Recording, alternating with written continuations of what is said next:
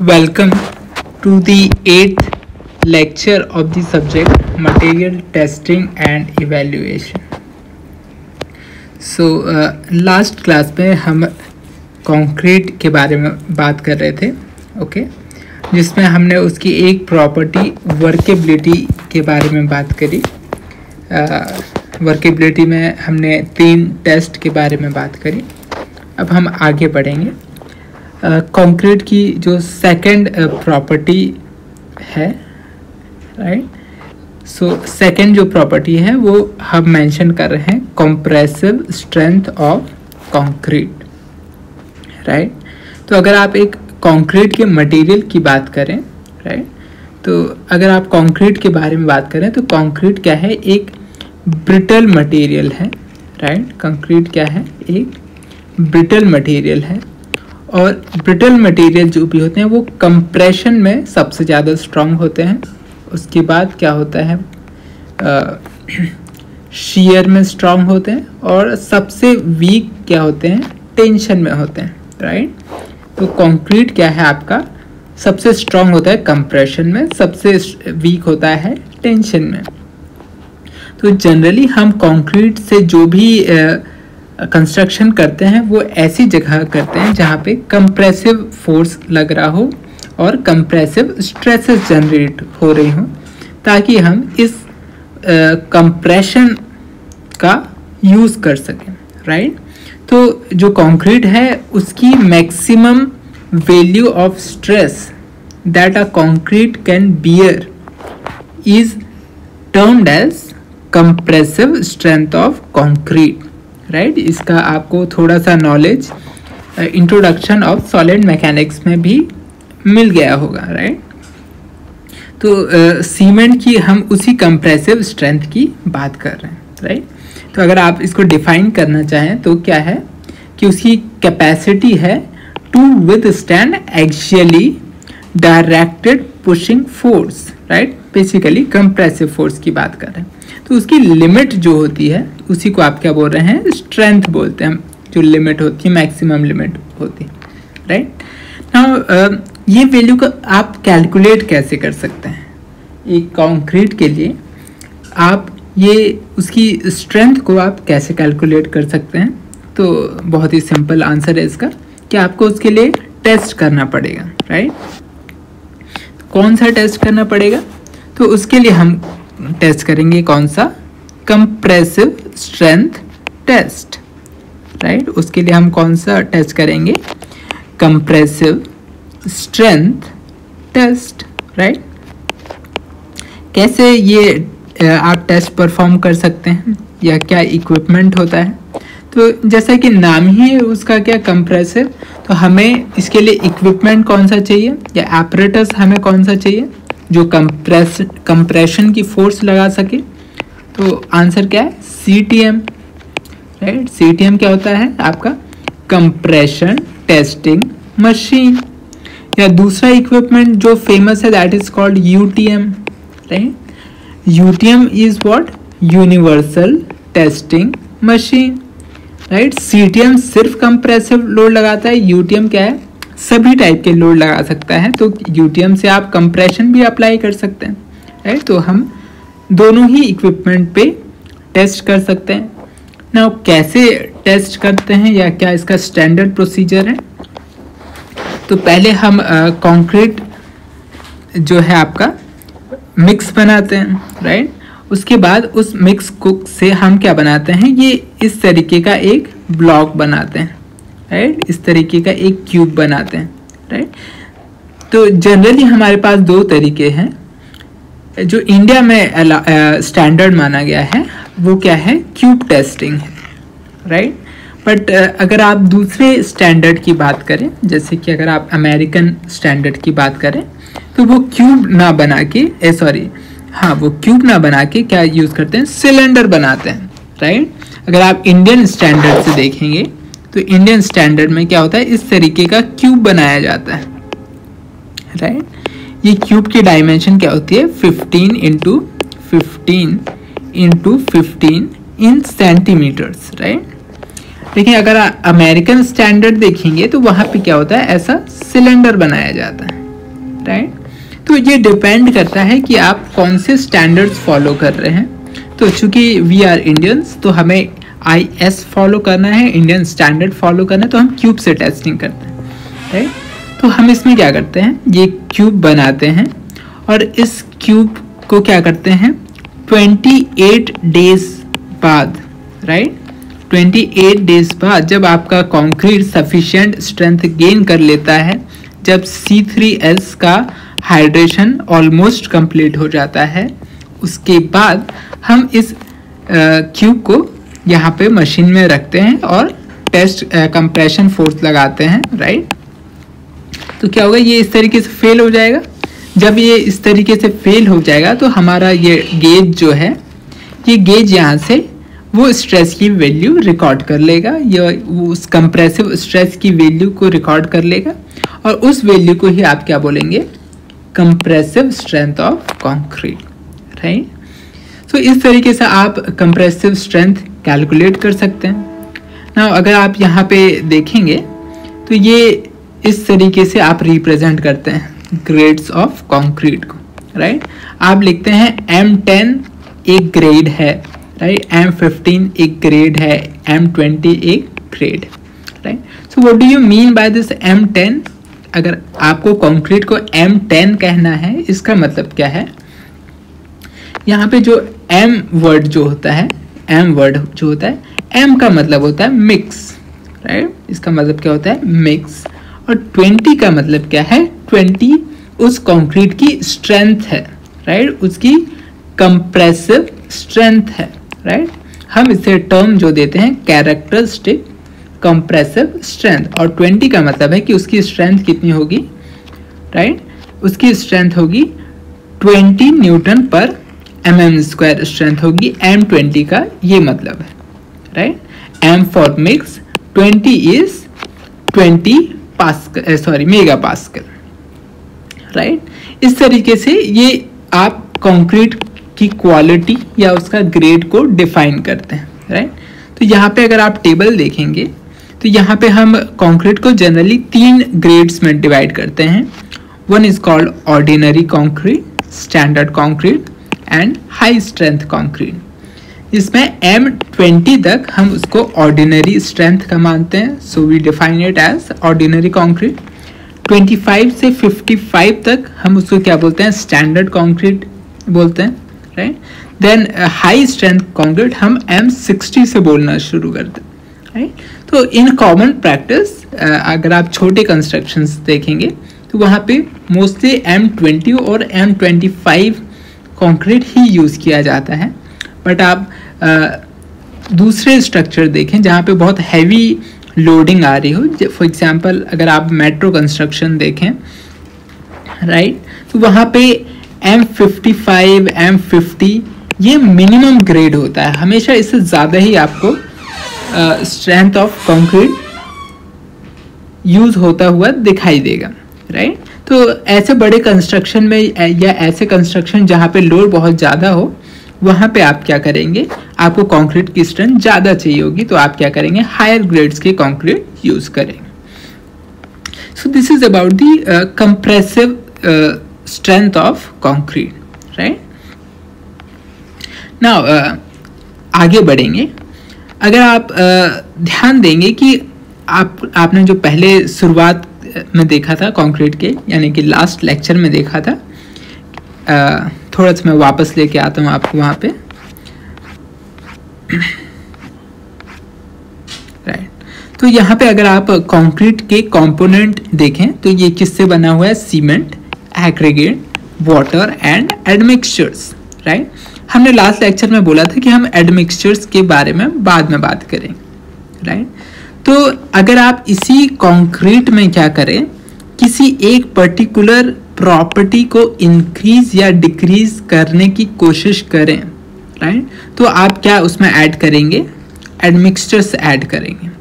और एडमिक्सचर से एक या कुछ फ्यू प्रॉपर्टीज को आप क्या कर सकते हैं, चेंज कर सकते हैं, राइट, उसे इंक्रीज या डिक्रीज कर सकते हैं।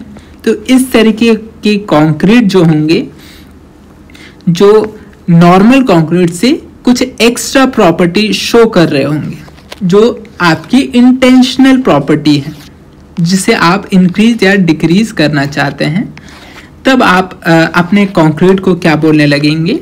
High performance concrete, HPC, right.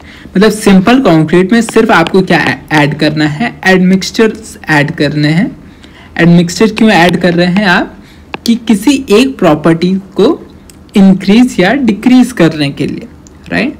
तब क्या होगा? आपका कंक्रीट एक किसी स्पेशल पर्पस को सर्व करेगा, राइट। तब आप कंक्रीट को क्या बोलने लगेंगे? High performance concrete. तो यहाँ पे कुछ पॉइंट हैं। पॉइंट क्या है कि अगर आप हाई परफॉर्मेंस कंक्रीट को डिफाइन करना चाहें तो असल में क्या है, आपको कोई एक प्रॉपर्टी को ऑल्टर करना है, राइट। नाउ अगर आप कैरेक्टरिस्टिक्स देखें कि क्या क्या प्रॉपर्टीज हो सकती हैं हाई परफॉर्मेंस कंक्रीट की, तो बहुत ही सिंपल है कि कोई एक प्रॉपर्टी क्या हो? चेंज हो। अब वो प्रॉपर्टी कौन सी हो सकती है? बहुत सारी प्रॉपर्टीज है हमारे पास। जैसे कि आप चाहते हैं कि स्ट्रेंथ जल्दी अचीव हो जाए, अर्ली स्ट्रेंथ अचीव हो जाए, तो ये एक टाइप का क्या है? आपका HPC है, एक टाइप का कंक्रीट है, एक टाइप का हाई परफॉर्मेंस कंक्रीट है। अगर आप चाहते हैं कि उसकी मैकेनिकल प्रॉपर्टी लॉन्ग टर्म हो, उसको प्लेस करना आसान हो, उसमें टफनेस की वैल्यू आपके डिजायर्ड इंटेंशन के अकॉर्डिंग आए, राइट। तो ये सारी प्रॉपर्टीज हो सकती हैं किसकी? एक हाई परफॉर्मेंस कंक्रीट की।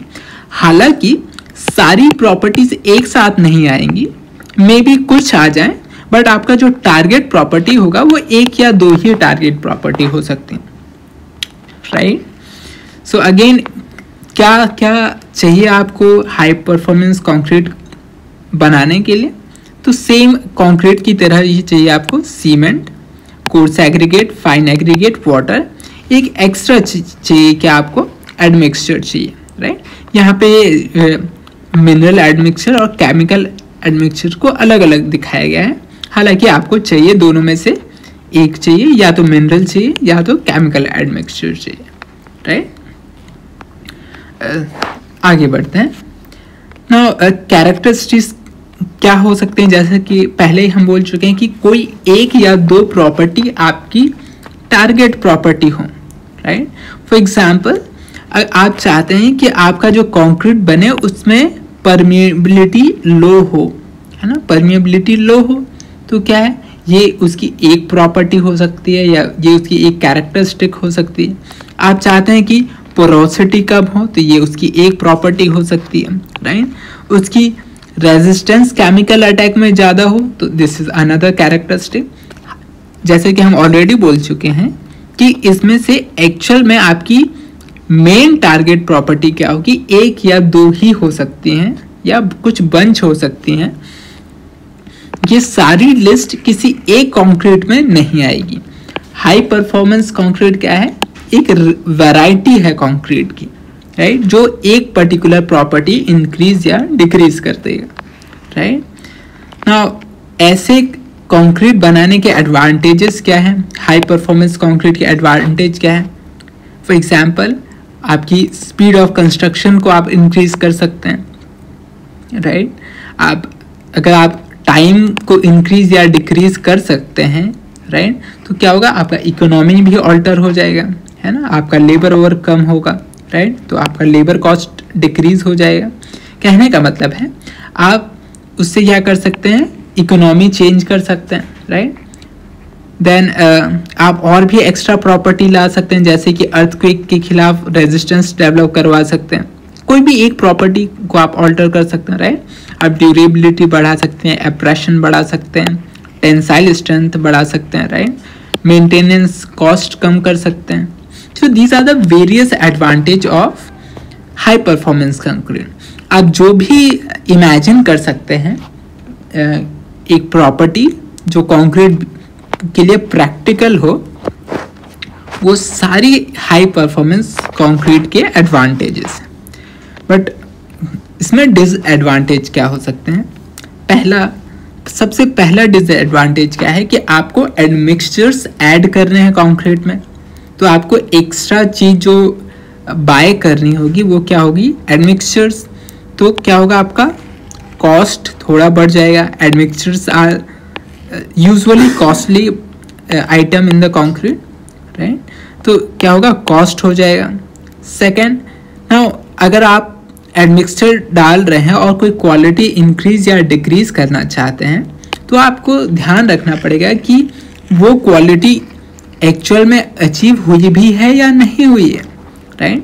फॉर एग्जांपल, अगर आप चाहते हैं कि परमिएबिलिटी इंक्रीज हो जाए आपकी, राइट, कंक्रीट में, तो आपको एक बार वेरीफाई भी करना पड़ेगा। तो कहने का मतलब है, अगर आप वेरीफाई करेंगे तो आपको क्या होगा, एक्स्ट्रा टेस्ट भी करने पड़ेंगे। दैट मीन्स आपका क्या होगा, क्वालिटी कंट्रोल आपको इंक्रीज करना पड़ेगा, है ना। तो अगर क्वालिटी कंट्रोल इंक्रीज होगा तो आपको ज़्यादा पैसे खर्च करने पड़ेंगे, राइट। और क्या डिसएडवांटेज हैं कि ये जो एडमिक्सचर्स हैं इनके लिए एक पर्टिकुलर रिक्वायरमेंट भी है, राइट, कि किसी को कम टेम्परेचर में यूज़ करना है, किसी एडमिक्सचर को ज़्यादा टेम्परेचर पे यूज़ करना है। तो इसके हिसाब से आपको क्या होगा, कुछ स्पेशल फॉर्मेलिटीज़ भी करनी पड़ेंगी। Again it will increase economy, it will increase your efforts. So these are the disadvantage of admixtures, right, और let's say high performance concrete. आगे बढ़ते हैं। नाउ ऐसे एडमिक्सचर्स को आप यूज़ कहाँ कर सकते हैं? तो यहाँ पे हमने सिर्फ दो ही आपको एप्लीकेशन लिस्ट किए हैं, लेकिन there can be thousands of application, right. For example, आप ब्रिजेस में यूज़ कर सकते हैं, राइट। अपन पहले पेमेंट की बात करें। लेट्स से कि अगर आप पेमेंट बना रहे हैं, पेमेंट का मतलब क्या होता है आपका, अगर आप रोड्स बना रहे हैं, राइट ना। रोड्स के साथ प्रॉब्लम क्या है, जब आप रोड कंस्ट्रक्शन करते हैं तो रोड पे क्या होता है, ट्रैफिक भी होता है। आप 28 डेज के लिए अपना ट्रैफिक क्लोज नहीं कर सकते, राइट। तो आपको क्या करना पड़ता है, जल्दी से जल्दी ट्रैफिक अलाउ करना पड़ता है अपने रोड पे। तो कहने का मतलब है, अगर आप ऐसी सिचुएशन है या ऐसी प्रॉब्लम है जहाँ पे आप ट्रैफिक ज़्यादा टाइम तक नहीं रोक सकते, तब आप क्या चाहेंगे, आपकी इंटेंशन होगी कि मेरा कंक्रीट 28 डेज से पहले ही स्ट्रेंथ गेन कर ले, है ना। ऐसी इंटेंशन के साथ अगर आप हाई परफॉर्मेंस कंक्रीट का यूज़ करते हैं तो क्या होगा, 28 डेज की स्ट्रेंथ लेटर से 7 डेज में अचीव हो जाती है। तो आप क्या कर सकते हैं, जल्दी ट्रैफिक अलाउ करवा सकते हैं, राइट। तो आप पेमेंट में हाई परफॉर्मेंस कंक्रीट का यूज़ कर सकते हैं, राइट। ये जल्दी पेमेंट बनाने की जो टेक्निक है या हाइड्रेशन प्रोसेस को फास्ट करने की जो टेक्निक है, इसी को ये कहा करते हैं कि fast track concrete paving, right. India में अगर आप देखेंगे तो आजकल इस पे काफ़ी काम चल रहा है, राइट। अगर आप करंट आपके जो ट्रांसपोर्ट मिनिस्टर हैं, so they have a target of 40 kilometre roads per day and they have almost achieve this target. ये कैसे ये कर पा रहे हैं, वो यही टेक्नोलॉजी यूज़ कर रहे हैं, fast track concrete paving, right. Simple, ये हाई परफॉर्मेंस कंक्रीट का यूज़ कर रहे हैं, राइट। अगर आप ब्रिजेस में बात करें, राइट, तो ब्रिजेस में भी सिमिलर प्रॉब्लम हो सकते हैं, बिल्कुल पेमेंट की तरह नहीं, कुछ अलग। फॉर एग्जांपल, जो आपके रेलवे ब्रिजेस हैं, राइट, रेलवे ब्रिजेस में क्या होता है, वाइब्रेशंस होता है। जैसे ही ट्रेन क्रॉस करेगी तो क्या होगा, वाइब्रेशन होगा ना। चूंकि वाइब्रेशन जो होगा इसका नॉर्मल लोडिंग से डिफरेंट इफेक्ट होगा कंक्रीट पे, राइट। तो क्या होगा, इस इफेक्ट को अगर आप कंट्रोल करना चाहते हैं तो इसके लिए आपको स्पेशल कंक्रीट चाहिए होगा। तो again this will be the use of high performance concrete, right. तो इस तरीके से वेरियस एप्लीकेशंस हो सकते हैं हाई परफॉर्मेंस कंक्रीट के, राइट। इनफाइनाइट एप्लीकेशंस हो सकते हैं, बट ये कुछ इंपॉर्टेंट एप्लीकेशंस, राइट। नाउ आगे बढ़ेंगे। अगेन द क्वेश्चन इज कि ये तो हमें समझ में आ गया कि कोई स्पेशल प्रॉपर्टी आपको अचीव करनी है तो आप हाई परफॉर्मेंस कंक्रीट बना दें, बट कैसे बनाएंगे? तो आंसर क्या है? Using the admixtures. अब सवाल ये उठता है कि एडमिक्सचर्स क्या होते हैं, राइट? तो स्टार्ट करते हैं। एडमिक्सचर्स क्या होते हैं? ये भी एक इंग्रेडिएंट होते हैं जो आप कंक्रीट बनाते समय उसमें कंक्रीट में ऐड करते हैं, राइट? लेकिन ध्यान रखेंगे कि एडमिक्सचर्स की जो क्वांटिटी होती है ये काफ़ी कम होती है, राइट? बहुत कम क्वांटिटी में ही एडमिक्सचर्स ऐड किए जाते हैं। इनकी क्वांटिटी जो आपकी कंक्रीट किस तरीके से एक्सप्रेस किया जाता है, cement, sand, right, and aggregate, right, इस तरीके से एक्सप्रेस किया जाता है। तो इन तीनों की जो क्वांटिटी है इनसे काफ़ी कम क्वांटिटी किसकी होगी? आपकी एडमिक्सचर्स की होगी, राइट? तो कंक्रीट बनाते समय आपको कुछ कम क्वांटिटी में एडमिक्सचर्स ऐड करने होते हैं। जैसे आप इसको ऐड करेंगे तो क्या होगा? कुछ प्रॉपर्टीज को चेंज कर देगा, उनको मॉडिफाई कर देगा, राइट? ये आपके एडमिक्सचर्स हैं, राइट? जैसे कि हम बोल ही रहे हैं क्या क्या चेंजेस आ सकते हैं आपके, तो बहुत सारे चेंजेस आ सकते हैं, राइट? कि मान लीजिए अगर आपको आप इस तरीके से चाहते हैं कि आपकी वर्केबिलिटी इंक्रीज हो जाए तो आप एक सर्टेन टाइप ऑफ एडमिक्सचर डालेंगे। अगर आप चाहते हैं वर्केबिलिटी डिक्रीज हो जाए आप सर्टेन टाइप का एडमिक्सचर डालेंगे, राइट? यहाँ पे आप देख सकते हैं कि आप वर्केबिलिटी को इंक्रीज कर सकते हैं, है ना? सेटिंग टाइम को एक्सेलरेट कर सकते हैं, रिटार्ड कर सकते हैं, कम कर सकते हैं, श्रिंकेज को रोक सकते हैं, राइट? ब्लीडिंग को रोक सकते हैं, सेग्रीगेशन को रोक सकते हैं, है ना?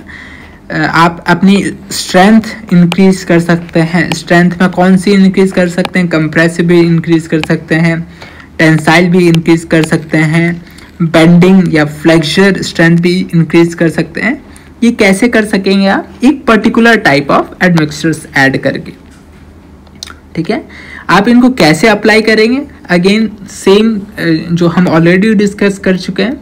आप जब कंक्रीट प्रिपेयर करेंगे उसी वक्त क्या करेंगे? कुछ अमाउंट में एडमिक्सचर्स ऐड कर देंगे in very small amount, right? Okay, now बात करेंगे कितने टाइप के ये एडमिक्सचर्स हो सकते हैं। तो जनरली हमारे पास दो टाइप के एडमिक्सचर्स होते हैं। One is called chemical admixtures, other is called mineral admixtures. तो इस लेक्चर में हम केमिकल एडमिक्सचर्स की बात करेंगे, ओके? तो एग्जाम में भी इससे काफ़ी बार आपको क्वेश्चन मिलेंगे, है ना? तो ये जो केमिकल एडमिक्सचर्स हैं इनको फर्दर कुछ कैटेगरीज में डिवाइड किया है। One is called plasticizers, other is called super plasticizers, then other is called retarders, right? Then one is called accelerators and then other is called air and training admixtures. क्या होते हैं ये? Step by step बात करते हैं, right? पहले हम बात करेंगे किसकी? प्लास्टिसाइजर्स की, राइट? तो प्लास्टिसाइजर्स आप क्यों ऐड करते हैं? अगर आप बेसिक देखें कि जो आप कंक्रीट प्रिपेयर करते हैं उसमें एक चीज़ होता है water to the cement ratio, right? इस रेशियो की वैल्यू जितनी ज़्यादा कम होती है आपकी स्ट्रेंथ ऑफ कंक्रीट क्या होती है? उतनी ज़्यादा होती है। वाटर सीमेंट का रेशियो जितना कम, स्ट्रेंथ उतना ज़्यादा। लेकिन अगर वाटर सीमेंट रेशियो कम है तो वर्केबिलिटी सीमेंट की क्या होगी? है ना? वर्केबिलिटी क्या होगी? कम होगी। वर्केबिलिटी कम है, आप उसको इजीली हैंडल नहीं कर पाओगे, लेकिन स्ट्रेंथ इसी कंडीशन पे आपको मिलेगी। तो क्या होगा? During construction it will be very difficult to deal with a concrete which have low workability, right? तो ऐसे केस में हम क्या यूज करते हैं? प्लास्टिसाइजर यूज करते हैं, राइट? तो प्लास्टिसाइजर क्या होता है?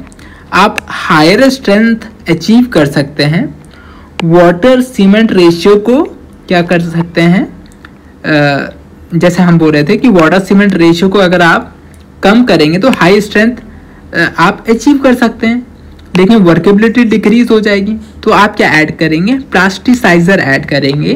तो इससे क्या होगा, आप हायर वाटर कंटेंट पे, राइट, आप हायर वाटर सीमेंट रेशियो पे भी क्या कर सकते हैं, अपनी स्ट्रेंथ को इंक्रीज कर सकते हैं, राइट। कहने का मतलब है आप वर्केबिलिटी बढ़ा के भी स्ट्रेंथ को अचीव कर सकते हैं ना। कितना आप वाटर कम कर सकते हैं, तो ये रफ वैल्यू आप याद रखेंगे, 5 से 12% के आसपास आप वाटर का यूज कम कर सकते हैं या रिड्यूस कर सकते हैं, राइट। देन प्लास्टिसाइजर्स के आपको पता होना चाहिए कि कौन से केमिकल्स आपके प्लास्टिसाइजर्स होते हैं। तो यहाँ पे हमने एक ही का नाम मेंशन किया, दैट इज लिग्नोसल्फेट, राइट। तो ये आपका प्लास्टिसाइजर हो गया। देन किस तरीके से ये प्लास्टिसाइजर्स काम करते हैं, है ना, कैसे काम करते हैं, तो इसका बहुत सारे तरीके हो सकते हैं, राइट। इसमें से एक क्या है, डिस्पर्शन है ना। डिस्पर्शन को समझेंगे, राइट। एक आपका ये समझ लीजिए, ये क्या है, आपका एक सीमेंट का पार्टिकल है ना, ये सीमेंट का पार्टिकल है। तो जैसे ही वाटर आता है ना, और यहाँ पे क्या हो जाता है, वाटर इसके आउटर लेयर पे आता है, तो क्या होता है, केमिकल रिएक्शन स्टार्ट होता है ना। और क्या होता है, ये केमिकल रिएक्शन से क्या होता है, ये दूसरे पार्टिकल्स को अपने सरफेस पे ऐसा ऐड करना शुरू कर देता है, राइट। और क्या होता है, इस तरीके से ऐड करता है ना, तो ये क्या होता है, ऐसे फ्लॉक्स बनाने लगता है, राइट। ऐसा फ्लॉक्स आप समझते हैं कि जब बहुत सारे पार्टिकल एक साथ जुड़ने लगते हैं तो उसको आप क्या बोलते हैं, फ्लॉक बोलते हैं, राइट। तो अगर आप प्लास्टिसाइजर्स डालते हैं तो क्या होता है, ये जो कंक्रीट का पार्टिकल है आपका, ये जो प्लास्टिसाइजर है, ये यहाँ पे वाटर की जगह यहाँ पे उसके सरफेस पे आ जाता है और ये फ्लॉक्स को बनने से रेजिस्ट करने लगता है, राइट। ये इधर आके वाटर की जगह प्लास्टिसाइजर उसके सरफेस पे जमा हो जाता है, राइट। तो क्या होता है, ये फ्लॉक्स बनने नहीं देता, यानी कि रिपल्सिव फोर्स प्रोड्यूस करता है, राइट। और इस तरीके से आपका प्लास्टिसाइजर्स क्या है, इसमें वर्केबिलिटी बढ़ा देता है, इवन ज़्यादा वाटर होने के बावजूद, राइट। सॉरी, कम वाटर होने के बावजूद क्या है, रिपल्सिव फोर्स आ जाता है, दो पार्टिकल्स दूर जाने लगते हैं और आपकी वर्केबिलिटी क्या हो जाती है, इंक्रीज हो जाती है। ये कब होता है, ये सिर्फ वेट कंडीशन पे होता है, राइट। जैसे ही आपका कंक्रीट ड्राई हो जाएगा तो ये क्या हो जाता है, ये गायब हो जाएगा और सेम स्ट्रेंथ आपको अचीव होगी, राइट। तो इस तरीके से आपका प्लास्टिसाइजर काम करता है। तो ये पहले टाइप का एडमिक्सचर हो गया। Then next is super plasticizers, right. Now super plasticizers भी बेसिकली प्लास्टिसाइजर ही होते हैं, बस क्या है, ये सुपर होते हैं, राइट। इनमें डिग्री ऑफ प्लास्टिसाइजेशन ज़्यादा होती है, राइट। अगर आप यहाँ देखेंगे वाटर रिक्वायरमेंट को ये 12 से 30% डिक्रीज कर देते हैं। प्लास्टिसाइजर्स 5 से 12 कर रहे थे, कहने का मतलब है इनका डिग्री ज़्यादा है। मैकेनिज्म कैसे काम करते हैं, ये तो सेम एज प्लास्टिसाइजर की तरह काम करते हैं, राइट। यहाँ पे अगर आप पिक्चर देखें तो ये जो कंक्रीट है ये 0.3 वाटर टू सीमेंट रेशियो पे बनाया गया है, राइट। तो आप देखेंगे ये बहुत हार्ड है ना, ये बहुत हार्ड है, इसमें कोई प्लास्टिसाइजर ऐड नहीं किया है। लेकिन अगर आप इसमें सुपर प्लास्टिसाइजर ऐड कर देंगे तो सेम वाटर कंटेंट पे ये क्या है, आपको ऐसा लिक्विड की तरह दिखेगा। कहने का मतलब है इसकी वर्केबिलिटी अब क्या है, इंक्रीज हो गई है, वर्केबिलिटी भी इंक्रीज हो गई है, स्ट्रेंथ में भी कोई चेंज नहीं आया है, ओके। तो इस तरीके से आप सुपर प्लास्टिसाइजर का यूज कर सकते हैं। एप्लीकेशन का है, लेट अस से आपको ये जो कंक्रीट है ऐसी जगह डालना है जहां ये बहुत डेंस आपका रीइंफोर्समेंट हो, बहुत सारे ये स्टील के बार्स लगे हों। तो ऐसी जगह पे अगर आप बहुत स्टिफ कंक्रीट का यूज़ करेंगे तो ये क्या होगा, ठीक से शेप लेगा नहीं, ठीक से आप इसको प्लेस कर नहीं पाएंगे। तब आप क्या करते हैं, सुपर प्लास्टिसाइजर यहाँ पे ऐड कर देंगे, तब जाके ये क्या बहुत आसानी से सारे गैप्स में फिल हो जाएगा, राइट। तो this can be the application of plasticizer and super plasticizers. तो एडवांटेज क्या है, पहला एडवांटेज जो आपका मेन टारगेट क्या था कि आपका वाटर क्या है रिड्यूस हो जाता है, रिक्वायरमेंट ऑफ वाटर कम हो जाता है, राइट। देन वर्केबिलिटी इंक्रीज हो जाती है, आपका प्लेस करते समय कंक्रीट के लिए एफर्ट कम लगती है, कंक्रीट ज़्यादा अच्छे से यूज़ हो पाता है, राइट। परमिबिलिटी आपकी कम हो जाती है, स्ट्रेंथ आपकी इंक्रीज हो जाती है, right. Then what are the disadvantages. तो सबसे पहली बात है, आप एक्स्ट्रा एडमिक्सचर खरीद रहे हैं तो उसका आपको कॉस्ट ऐड हो जाएगा, राइट। तो एडिशनल आपका कौन सा कॉस्ट बढ़ जाएगा, एडमिक्सचर का कॉस्ट बढ़ जाएगा, ओके। देन वर्केबिलिटी इंक्रीज हो जाएगी तो क्या होगा, आपका स्लम्प की वैल्यू इंक्रीज हो जाएगी, स्लम्प टेस्ट में स्लम्प वैल्यू क्या होगी, ज़्यादा आने लगेगी। तो हो सकता है ये आपके लिए डिसएडवांटेज बन जाए, राइट। देन कुछ एयर एंटर कर सकता है, राइट।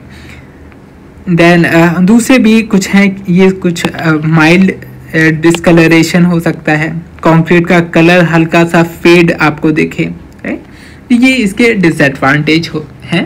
लेकिन अगर आप एक्चुअल में देखेंगे तो एडवांटेजेस काफ़ी ज़्यादा हैं as compare to disadvantages, right. तो सुपर प्लास्टिसाइजर्स का काफ़ी यूज़ होता है सिविल इंजीनियर्स में, सिविल इंजीनियरिंग कंस्ट्रक्शंस में, राइट।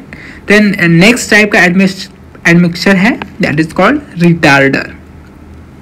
अगेन मैं फंक्शनल एस्पेक्ट पे ज़्यादा बात करूँगा। तो रिटार्डर्स कैसे एडमिक्सचर्स होते हैं, लेट अस से अगर आप चाहते हैं कि आपका जो कंक्रीट है वो कुछ देर बाद क्या हो, हार्ड होना शुरू हो, है ना। जैसे इनिशियल सेटिंग की बात करता है, अगर आप हाइड्रेशन की बात करें, स्ट्रेंथ की बात करें, आप चाहते हैं कि स्ट्रेंथ कुछ देर बाद आए। सिंपल कंक्रीट मान लीजिए स्ट्रेंथ अगर गेन करना स्टार्ट करता है 24 आवर में, आप चाहते हैं कि 24 आवर में ना हो, 48 आवर में हो या लेटर से 30 आवर में हो, तो आप क्या करते हैं उसमें रिटार्डर ऐड करते हैं ताकि लेट से उसमें स्ट्रेंथ गेन करना शुरू हो, राइट। तो ये बेसिक पर्पस है आपका रिटार्डर का, right. Then next is accelerators, right. तो रिटार्डर्स क्या होते थे, जो आपकी स्ट्रेंथ को लेट कर देते थे। एक्सीलरेटर्स क्या होंगे, आपकी स्ट्रेंथ गेनिंग स्पीड को बढ़ा देंगे, राइट।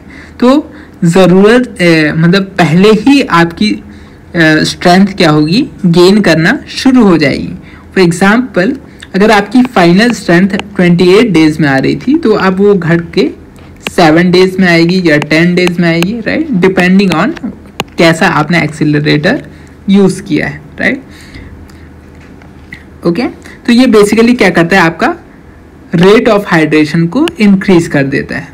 अब ऐसे एक्सीलरेटर्स की ज़रूरत कहाँ पड़ेगी, तो सर ऐसी जगह ज़रूरत पड़ सकती है जहाँ पे कोल्ड वेदर हो, है ना। ये तो एक चीज़ होगी। देन आप रोड्स में, रोड कंस्ट्रक्शन में या पेमेंट कंस्ट्रक्शन में एक्सीलरेटर का यूज़ कर सकते हैं, राइट। तो there can be many ways in which accelerators can be used, right। now यहाँ पे कुछ मैंने लिस्ट किए हैं एक्सीलरेटर्स, राइट। इसमें से सबसे फेमस जो है वो है कैल्शियम क्लोराइड, राइट। हाँ, यहाँ पे अगर आप रिटार्डर देखें तो यहाँ पे मैंने केमिकल नेम नहीं लिखे हैं, but I want to mention कि that sugar is also a retarder, है ना। अगर आपके घर पे कंस्ट्रक्शन हो रहा हो तो कई बार आप देखेंगे कई लोग उस कंक्रीट में शुगर ऐड कर देते हैं, राइट। वो क्यों ऐड किया जाता है, ताकि वो रिटार्डर की तरह काम करे, right. Sugar is also a retarder. Then next admixture की बात करते हैं, that is air entraining admixtures, right. तो एयर एंड ट्रेनिंग एडमिक्सचर क्या होते हैं, जो आपका कंक्रीट होता है, तो कंक्रीट को आप कॉम्पैक्ट करके क्या करते हैं, उस कंक्रीट में से एयर वॉइड निकाल देते हैं ताकि क्या हो, आपका कंक्रीट ज़्यादा से ज़्यादा स्ट्रेंथ गेन करे, राइट नाउ। लेकिन फिर भी क्या होता है, आप 100% एयर रिमूव नहीं कर पाते हैं, राइट 100% एयर रिमूव नहीं कर पाते हैं। वो जो एयर है जिसे आप रिमूव नहीं कर पा रहे हैं, उस एयर को आप बोलते हैं एनट्रैप्ड एयर, राइट। अब एयर के जो बबल्स हैं या एयर के जो वॉइड्स हैं, इसका डिसएडवांटेज क्या है कि आपके कंक्रीट में क्या होगा, वॉइड रह जाएंगे, राइट। और क्या होगी, आपकी डेंसिटी कंक्रीट की कम हो जाएगी। लेकिन इस वॉइड का एक फायदा भी है। फायदा क्या है, इससे आपकी वर्केबिलिटी क्या हो जाती है, इंक्रीज हो जाती है। आप इजीली कंक्रीट को हैंडल कर सकते हैं, वर्केबिलिटी क्या हो जाती है, इंक्रीज हो जाती है। तो कई बार आप इंटेंशनली क्या करते हैं, एयर चाहते हैं कि आपके कंक्रीट में आए, राइट। वो इंटेंशनल एयर जो होती है, जो आपकी मर्जी से आई है, right, that is called entrained air. कहने का मतलब है, आप क्या करते हैं, ऐसे एडमिक्सचर्स डालते हैं जो क्या है, जानबूझकर एयर वॉइड क्रिएट करता है। बट ये एयर वॉइड क्या होते हैं, छोटे होते हैं, माइक्रोस्कोपिक एयर बबल्स होते हैं, राइट। तो ये इंटेंशनल एयर बबल्स होते हैं जो क्यों डाले जाते हैं, ताकि आप ऑल टुगेदर वर्केबिलिटी इंक्रीज कर पाए, राइट। तो ये आप इंटेंशनली कर रहे हैं ना। इसके इफेक्ट क्या होंगे, पहला इफेक्ट क्या होगा कि वर्केबिलिटी इंप्रूव हो जाएगी। बट इसका साइड इफेक्ट क्या है, स्ट्रेंथ कम हो जाएगा, राइट, क्योंकि डेंसिटी कम हो रही है। बट इसका जो मेजर रोल है वो आपका पॉइंट नंबर ये है, फर्स्ट पॉइंट है। इसमें क्या होता है, फ्रीजिंग और थॉइंग का रेजिस्टेंस आ जाता है।